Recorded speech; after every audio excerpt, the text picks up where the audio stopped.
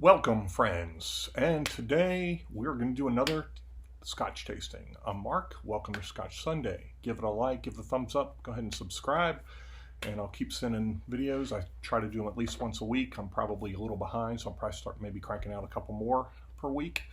But anyway, so today we have a new one that just came out. This is the Glenmorangie X. And a little bit about this one. This is 40% ABV. There is color added and it is chill filtered, I believe. They advertise this as made for mixing, but we're going to try it without mixing. It is part of their core range, so this is not something that's going to go away. It's finished in Ex-Bourbon casks, or it's aged in Ex-Bourbon casks, and then finished in new charred American Virgin Oak casks. Dr. Bill Lumsden, who's the taster or the manager there at Glenmorangie, collaborated with bartenders to come up with this bottling made specifically for mixing. So a little bit about, I'm going to go ahead and open it up so we can see what it's like.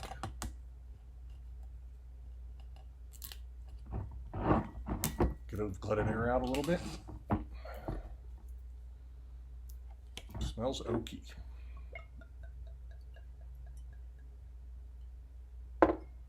Okay, let me roll it.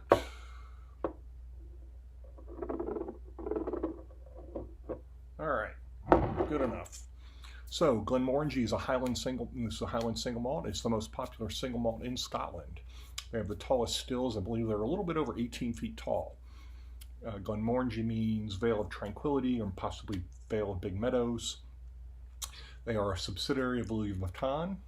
They were founded in 1843 by the brothers William and John Matherson. Production began in 1849. They were mothballed during Prohibition and then during World War II.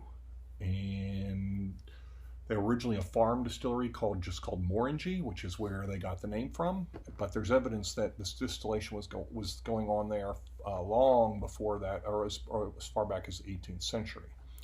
They currently have 12 stills, 6 wash and 6 spirit. Their wood comes from their own forest that they have, the Mark Twain Forest in the Ozark Mountains in Missouri. They actually air dry their wood for 2 years rather than kiln drying it. And then they lend theirs to Jack Daniels in Heaven's Hill. And then it's aged in bourbon for 4 years. Then they get their barrels back. They produce about 10 million bottles per year, but about 6.5 million stay within the UK. So, okay, let's see. Give you the color, which again, I think there's color. I'm pretty sure there's color added to this. And show it to you in the bottle. Show you the bottle. Okay. Okay, again, I think the European version came with like some kind of mixer, but the US version doesn't even come in a box. It just comes with this little recipe book attached to it. Glenmorangie X by Glenmorangie, and it's made for mixing. As I said, it's 40% ABV. Crafted with top bartenders, this single malt made for mixing. Pair its sweeter and richer taste with your favorite mixer to create delicious drinks. That's all it says. So, that is it. I'll take a look on here, but I think I'm pretty sure this is just recipes. Yeah, get your recipe for Glenmorangie peach, a tonic, and some sangria made for mixing. That's it. There's really nothing else. So, all right, let's get into the nose. The wood comes through very strong. A lot of wood. Getting that orange, that Glenmorangie kind of orangey citrus. Oaky.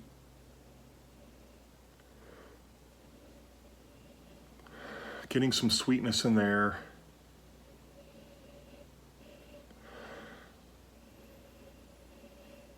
Honey.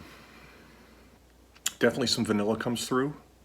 So a lot of similar characteristics to regular Glenmorangie 10. or the original. There is some fruit in there, in addition to the citrus, maybe some,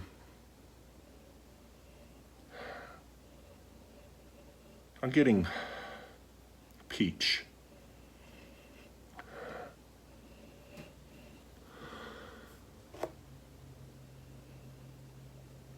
Yep, I'll go with that.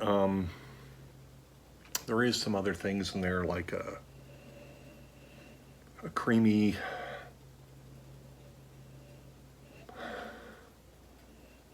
like the cream in a donut, that kind of cream. So, okay, let's go to the palate.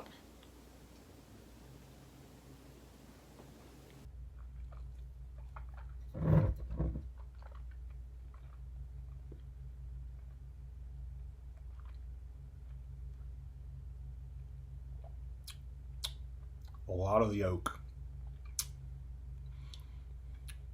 Getting ginger, orange. It's sweet, but it has a strange,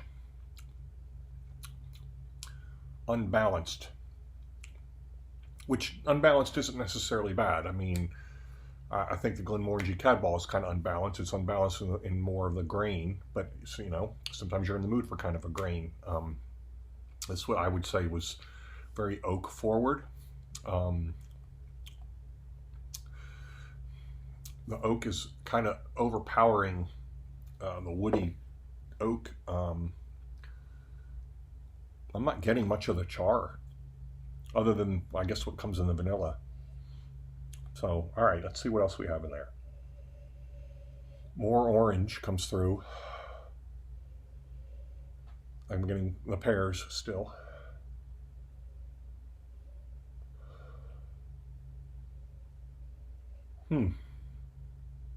Okay.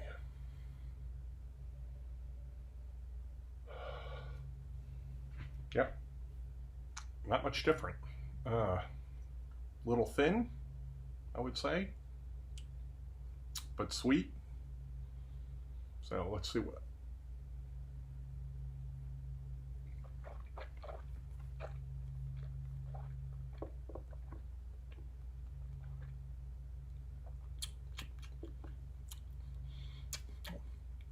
Citrus, strong citrus, orange, and orange peel. More orange peel. There's some honey, a lot of oaky wood, the ginger. It's really not as sweet as I would have thought, but because there is that creamy vanilla, like I said, that like the donut filling, but the sweetness really is more honey, and it's not a very strong sweetness. So, okay. All right. So I'll give this a grade. Yeah, this is definitely, maybe for mixing, maybe I should do another one and mix it. But, you know, the price point's very cheap. It's like $32, I think I paid, for a single malt, which is very cheap. But Tomatin Legacy is even less than that, and I think I'd prefer, or not to Legacy, well, it's Legacy in overseas. In the US, it's Dualcus. I think I'd prefer that. So I'm only going to give it a 5. So I almost want to give it a 4. I really don't think this is that great. So, see you next time.